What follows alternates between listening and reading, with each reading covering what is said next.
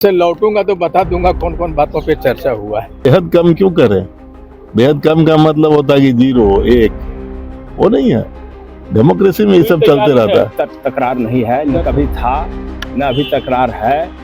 और कोई बीच में अलग अलग कोई अगर अलग विचार व्यक्त कर देते हैं उसका नहीं, लेकिन पार्टी स्तर पर कोई कहीं मत भिन्नता नहीं है। पार्टियों का इस पर राय मशविरा हो चुका है। हमारी पार्टी में भी बैठक चल रही है, 3 दिवसीय केंद्रीय कमेटी की हमारी बैठक।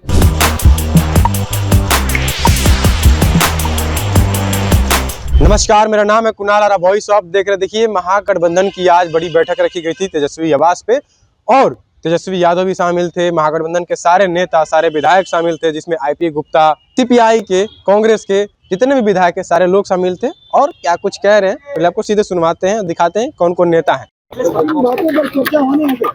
उधर से लौटूंगा तो बता दूंगा कौन कौन बातों पे चर्चा हुआ है।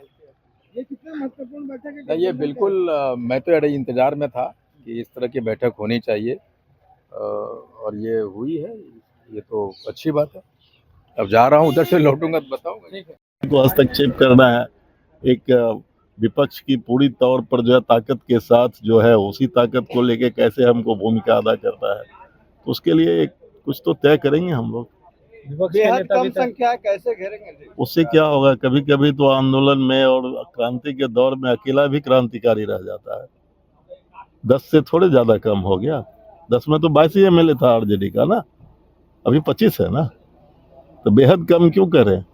बेहद कम का मतलब होता है कि 0 1 वो नहीं है।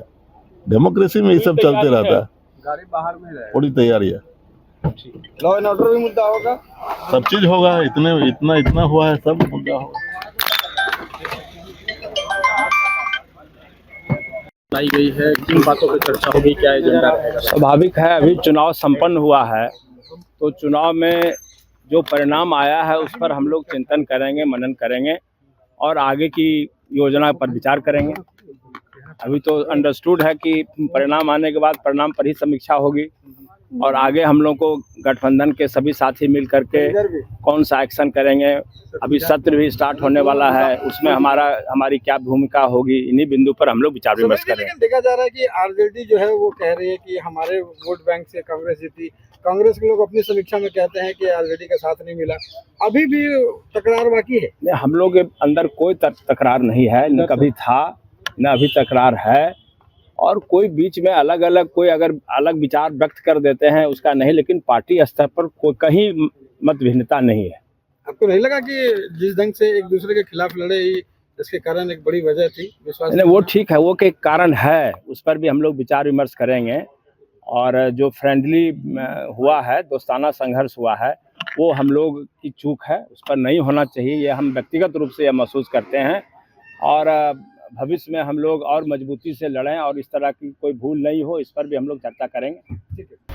आज बैठक बुलाया गया है। हाँ, महागठबंधन की आज विधायक दल की बैठक है। हम लोग अंदर जा रहे हैं, क्या कुछ चर्चा होगी, बाहर आएंगे तो सब पता चलेगा। क्या रणनीति होगी? एक तो विधानसभा चुनाव को लेकर के, सत्र को लेकर जाहिर सी बात है कि अंदर विस्तार से बातचीत होगी। वैसे अलग अलग पार्टियों का इस पर राय मशविरा हो चुका है। हमारी पार्टी में भी बैठक चल रही है, 3 दिवसीय केंद्रीय कमेटी की हमारी बैठक।